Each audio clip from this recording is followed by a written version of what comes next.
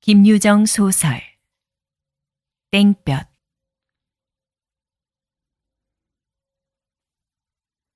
우람스레 생긴 덕순이는 바른팔로 왼편 소매자락을 끌어다 콧등에 땀방울을 훑고는 통한 내거리에 와 다리를 딱 멈추었다. 더위에 익어 얼굴이 벌거니 사방을 둘러본다. 중복 허리에 뜨거운 땡볕이라 길 가는 사람은 저편 처마 밑으로만 뱅뱅 돌고 있다. 지면은 번들번들이 달아 자동차가 지날 적마다 숨이 탁 막힐 만치 무더운 먼지를 풍겨놓는 것이다. 덕순이는 아무리 참아보아도 자기가 길을 물어 좋을 만치 그렇게 여유 있는 얼굴이 보이지 않음을 알자 소매자락으로 또 한 번 땀을 훑어본다. 그리고 거북한 표정으로 벙벙이 섰다. 때마침 옆으로 지나는 어린 깍쟁이에게 공손히 손짓을 한다. 예, 대학병원은 어디로 가니? 이리로 곧장 가세요. 덕순이는 어린 깍쟁이가 턱으로 가리킨 대로 그 길을 북으로 접어들며 다시 내걷기 시작한다. 내딛는 한 발짝마다 무거운 지게는 어깨에 배기고 등줄기에서 쏟아져 내리는 진땀에 궁둥이는 쓰라릴 만치 물렀다. 속 타는 불김을 입으로 불어가며 허덕지덕 올라오다. 엄지손가락으로 코를 힝 풀어 그 옆 전봇대 허리에 쓱 문댈 때에는 그는 어지간히 가슴이 답답하였다. 당장 지게를 벗어던지고 푸른 그늘에가 나자빠지고 싶은 생각이 굴뚝 같으련만 그걸 못하니 짜증이 안 날 수 없다. 골피를 찌푸리어 대퉁스레 빌어먹을 거 왜 이리 묵어? 하고 내뱉으려 하였으나 그러나 지게 위에서 무색하여질 아내를 생각하고 꾹 참아버린다. 제 속으로만 끙끙거리다 겨우 에이 더웁다 하고 자탄이 나올 적에는 더는 갈 수가 없었다. 덕순이는 길가 버들 밑에다 지게를 벗어놓고는 두 손으로 적삼등을 흔들어 땀을 들인다. 바람기 한 점 없는 거리는 그대로 타붙었고 그 위에 모래만 이글이글 달아간다. 하늘을 쳐다보았으나 좀채로 비맛은 못 볼 듯 싶어 바상바상한 입맛을 다시고 섰을 때 벼랑간 댕댕 소리와 함께 발등에 물을 뿌리고 물차가 지나가니 그는 비로소 산 듯이 정신기가 반짝 난다. 적삼 호주머니에 손을 넣어 곰방대를 꺼내 물고 담배 한 대 붙이려 하였으나 홀쭉한 쌈에는 어제부터 담배 한 알 없었던 것을 다시 깨닫고 역정스레 도로 집어넣는다. 꽁무니가 백이지 않어? 덕순이는 이렇게 아내를 돌아본다. 괜찮아요. 하고 거진 죽어가는 상으로 글썽글썽 눈물이 괸 아내가 딱하였다. 2달 동안이나 햇빛 못 본 얼굴은 누렇게 시들었고 병약한 몸으로 지게 위에 앉아 까대기는 양이 금시라도 꺼질 듯 싶은 그 아내였다. 덕순이는 아내를 이윽히 노려본다. 아, 울긴 왜 우는 거야? 하고 눈을 부라렸으나 병원에 가면 쨘되겠지요. 째긴 아무거나 덮어놓고 째나? 연구한다니까. 하고 되도록 아내를 안심시킨다. 그러나 덕순이 생각에는 째든 말든 그건 차차 해놓고 우선 먹어야 산다고. 왜 기영이 할아버지의 말씀 못 들었어? 병원서 월급을 주고 고쳐준다는 게 정말인가요? 그럼 노인이 설마 거짓말을 하려고. 그래, 시방도 대학병원의 2등 박사인가 뭐가 14살 된 조선아이가 어른보다도 더 부대한 걸 보고 하도 이상한 병이라고 붙잡아들여서 한 달에 10원씩 월급을 주고 그뿐인가 먹이고 입히고 일해가며 지금 연구하고 있대지 않어? 그럼 나도 허구한 날 늘 병원에만 있게 되겠구려. 인제 가봐야 알지. 어떻게 될는지. 이렇게 시원스레 받기는 받았으나 덕순이 자신 역시 기영 할아버지의 말을 꼭 믿어서 좋을지가 의문이었다. 시골서 올라온 지 얼마 안 되는 그로서는 서울 일이라 혹 알 수 없을 듯 싶어 무료 진찰권을 내온 데 더 되지 않았다. 그렇다 하더라도 병이 괴상하면 괴상할수록 혹은 고치기가 어려우면 어려울수록 월급이 많다는 것인데 영문 모를 아내의 이 병은 얼마짜리나 되겠는가고 속으로 무척 궁금하였다. 아이가 10원이라니 이건 한 15원쯤 주겠는가. 그렇다면 병 고치니 좋고 먹으니 좋고 두루두루 팔자를 고치리라고 소간으로 육조 배판을 느리고 섰을 때 여보십쇼. 이 채미 하나 잡숴보십쇼. 하고 조만치서 참외를 버려놓고 앉았는 아이가 시선을 끌어간다. 길쭉길쭉하고 싱싱한 놈들이 과연 뜨거운 복 중에 하나 벗겨들고 으썩 깨물어 봄직한 참외였다. 덕순이는 참외를 이놈 저놈 멀거니 물색하여 보다 쌈지에 든 잔돈사전을 얼른 생각은 하였으나 다음 순간에 그건 안 될 말이라고 꺽진 마음으로 시선을 걷어온다. 사전에 1점만 더 보태면 희연한 봉이 되리라고 어제부터 잔뜩 꼬벼쥐고 오던 그 사전. 이걸 참외값으로 녹여서는 사람이 아니다. 지게를 꼭 붙들어! 덕순이는 지게를 지고 다시 일어나며 그 15원을 생각했던 것이니 그로서는 너무도 벅찬 희망의 보행이었다. 덕순이는 간호부가 지도하여 주는 대로 산부인과 문 밖에서 제 차례가 돌아오기를 기다리고 있었다. 아내는 남편이 업어다 놓은 대로 걸상애가 번듯이 늘어져 괴로운 숨을 견디지 못한다. 요량 없이 부어오른 아랫배를 한 손으로 치맛째 걷어안고는 매 호흡마다 간댕거리는 야윈 고개로 가쁜 숨을 돌리고 있는 것이다. 게다가 수술실에서 들것으로 담아내는 환자와 피고름이 섞인 쓰레기통을 보는 것은 그로 하여금 해쓱한 얼굴로 이를 떨도록 하기에는 너무도 충분한 풍경이었다. 너무 그렇게 겁내지 마라.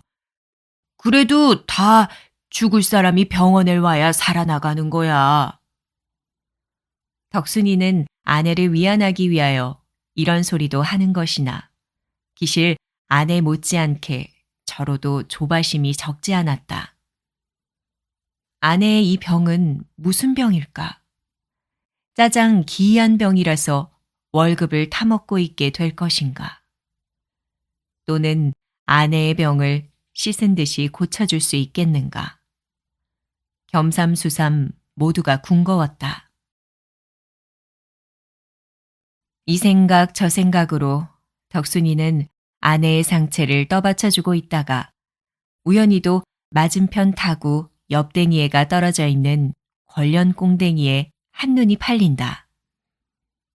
그는 사방을 잠깐 살펴보고 힝억해 가서 집어다가는 곰방대에 피워물며 제 차례를 기다렸으나 좀채로 불러주질 않는 것이다. 이렇게 하여 그들은 허무히도 2시간을 보냈다. 한 점을 14분가량 지났을 때 간호부가 다시 나와 덕순이 아내의 성명을 외는 것이다. 네, 여기 있습니다. 덕순이는 허둥지둥 아내를 들쳐업고 진찰실로 들어갔다. 간호부 둘이 달려들어 우선 옷을 벗기고 주무를째 아내는 놀란 토끼와 같이 조그맣게 되어 떨고 있었다. 코를 찌르는 무더운 양내에 소름이 끼치기도 하려니와 한쪽에 번쩍번쩍 느려놓인 기계가 더욱이 마음을 조이게 하는 것이다. 아내가 너무 병신스레 떨므로 옆에 섰는 덕순이까지도 겸연쩍지 않을 수 없었다. 아내의 한 팔을 꼭 붙들어주고 집에서 꾸짖듯이 눈을 부릅떠 "왜가 무섭다고 이래?" 하고는 유리판에서 기계 부딪는 젤그럭 소리에 등줄기가 다 섬뜩할째. "언제부터 배가 이래요?" 간호부가 뚱뚱한 의사의 말을 통변한다. 자세히는 몰라도. 덕순이는 이렇게 머리를 긁고는 아마 이토록 부르기는 지난 겨울부터인가 봐요. 처음에는 이게 애가 아닌가 했던 것이 그렇지도 않고요. 애라면 10달에 날 텐데 10석 달씩이나 가는 게 어디 있습니까? 하고는 아차, 애니 뭐니 하는 건 괜히 짓거렸군 하였다. 그래 의사가 무어라고 또 입을 열 수 있기 전에 얼른 뒤미쳐. 아무도 이 병이 무슨 병인지 모른다고 그래요. 난생 처음 본다고요. 하고 몇 마디 더 얹었다. 덕순이는 자기네들의 팔자를 고칠 수 있고 없고가 이 순간에 달렸음을 또 한 번 깨닫고 열심히 의사의 입만 쳐다보고 있는 것이다마는 금태 안경 쓴 의사는 그리 쉽사리 입을 열려지 않았다. 몇 번을 거듭 주물러 보고 두드려 보고 들어보고 이러기를 얼마 한 다음 시답지 않게 저쪽으로가 대야에 손을 씻어가며 간호부를 통하여 하는 말이 "이 뱃속에 어린애가 있는데요. 나오려다 소문이 적어서 그대로 죽었어요. 이걸 그냥 둔다면 앞으로 일주일을 못 갈 것이니 불갑을 수술을 해야 하겠으나 또 그 결과가 반드시 좋다고 단언할 수도 없는 것임에 배를 가르고 아이를 꺼내다 만일 사불여의하여 불행을 본다더라도 전혀 관계없다는 승낙만 있으면 내일이라도 곧 수술을 하겠어요." 하고 나어린 간호부는 조금도 거리낌 없는 어조로 줄줄 쏟아놓다가 "어떻게 하실 테야요?" "글쎄요." 덕순이는 이렇게 얼떨떨한 낯으로 다시 한번 뒤통수를 긁지 않을 수 없었다. 간호부의 말이 무슨 소린지 다는 모른다 하더라도 속대중으로 저쯤은 알아챘던 것이니 아내의 생명이 위험하다는 그 말이 두렵기도 하려니와 겨우 아이를 뱄다는 것쯤 영국거리는 못 되는 병인 양 싶어 우선 낙심하고 마는 것이다. 하나 이왕 버린 노릇임에 "그럼 먹을 것이 없는데요." "그건 여기서 입원시키고 먹일 것이니까 염려 마셔요." "그런데 하고 덕순이는 열적은 낯을 무얼로 가릴지 몰라 주뼛주뼛. "월급 같은 건 안 주나요?" "무슨 월급이요?" "왜 여기서 병을 고치면 월급을 주는 수도 있다지요." "제 병 고쳐주는데 무슨 월급을 준단 말이요?" 하고 맨망스레도 톡 쏘는 바람에 덕순이는 고만 얼굴이 벌개지고 말았다. 팔자를 고치려던 그 계획이 완전히 어그러졌음을 알자 그의 줄인 창자는 척 꺾이며 두꺼운 손으로 이마에 진땀이나 훑어보는 수밖에 별 도리가 없는 것이다. 하나 아내의 생명은 어차피 건져야 하겠기로 공손히 허리를 굽신하여 그럼 내일 데리고 올게. 어떻게 해 주십시오. 하고 되도록 빌부터 보았던 것이 그때까지 끔찍끔찍한 소리에 얼이 빠져서 멀뚱히 누웠던 아내가 벼랑간 기급을 하여 일어나 살뚱맞은 목성으로 나는 죽으면 죽었지 배는 안 채요. 하고 얼굴이 노랗게 되는 데는 더 할 말이 없었다. 죽이더라도 제 원대로나 죽게 하는 것이 혹은 남편 된 사람의 도릴지도 모른다. 아내의 꼴에 하도 어이가 없어 죽는 거보담야 수술을 하는 게 좀 낫겠지요. 비소를 금치 못하고서는 간호부와 의사가 눈에 보이지 않도록 덕순이는 시선을 외면하여 뚱싯뚱싯 아내를 업고 나왔다. 지게 위에 올려놓은 다음 엎드려 다시 지고 일어나려니 이게 웬일일까? 아까 오던 때와는 갑절이나 무거웠다. 덕순이는 얼마 전에 희망이 가득히 차 올라가던 길을 힘 풀린 걸음으로 터덜터덜 내려오고 있었다. 보지는 않아도 지게 위에서 소리를 죽여 훌쩍훌쩍 울고 있는 아내가 눈앞에 환한 것이다. 학식이 많은 의사는 일자무식인 덕순이 내외보다는 더 많이 할 것이니 생명이 한 일회를 못 가리라던 그 말을 어째 볼 도리가 없다. 인제 남은 것은 우중충한 그 냉골에 갖다 다시 눕혀놓고 죽을 때나 기다리고 있을 따름이었다. 덕순이는 눈 위로 덮는 땀방울을 주먹으로 훔쳐가며 장차 캄캄하여 올 그 전도를 생각해 본다. 서울을 장대고 왔던 것이 벌이도 제대로 안 되고 게다가 인젠 아내까지 잃는 것이다. 지혜미 붙을 이놈의 팔자가 하고 딱한 탄식이 목을 넘어오다 꽉 깨무는 바람에 한숨으로 터져버린다. 한나절이 되자 더위는 더 한층 무서워진다. 덕순이는 통째 짓물을 듯 싶은 등허리를 견디지 못하여 먼저 번에 쉬어가던 나무 그늘에 지게를 벗어놓는다. 땀을 들여가며 아내를 가만히 내려다보니 그동안 고생만 시키고 변변히 먹이지도 못하였던 것이 갑자기 후회가 나는 것이다. 이럴 줄 알았더면 동네집 닭이라도 훔쳐다 먹였을 걸 싶어. 울지 마라. 그것들이 뭘 아나? 쟤까지 게. 하고 소리를 뻑 지르고는 채미 하나 먹어볼 테야? 채민 싫어요. 아내는 더위에 속이 탔음인지 한길 건너 저쪽 그늘에서 팔고 있는 얼음 냉수를 손으로 가리킨다. 남편이 한 푼 더 보태어 담배를 사려던 그 돈으로 얼음 냉수를 한 그릇 사다가 입에 먹여까지 주니 아내도 황송하여 한숨에 들이켠다. 한 그릇을 다 먹고 나서 하나 더 사다 주랴 물었을 때 이번에 외떡이 먹고 싶다 하였다. 덕순이는 이것이 마지막이라는 생각으로 나머지 돈으로 외떡 3개를 사다 주고는 그대로 눈물도 씻을 줄 모르고 그걸 오직오직 깨물고 있는 아내를 이윽히 바라보고 있었다.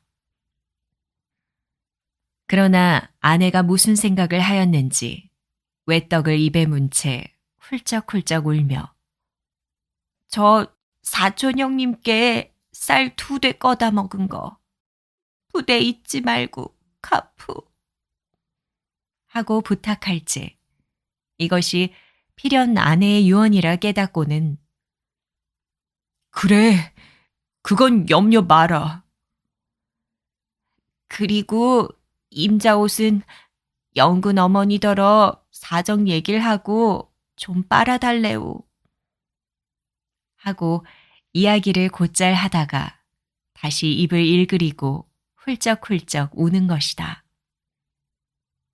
덕순이는 그 유언이 너무 처량하여 눈에 눈물이 핑 돌아가지고는 지게를 도로지고 일어선다. 얼른 갖다 눕히고 죽이라도 한 그릇 더 얻어다 먹이는 것이 남편의 도릴 게다. 때는 중복. 허리에 쇳불도 녹이려는 뜨거운 땡볕이었다. 덕순이는 빗발같이 내려붙는 등골의 땀을 두 손으로 번갈아 훔쳐가며 끙끙 내려올째 아내는 지게 위에서 그칠 줄 모르는 그 수많은 유언을 차근차근 남기자 울자 하는 것이다. 1937년 2월 여성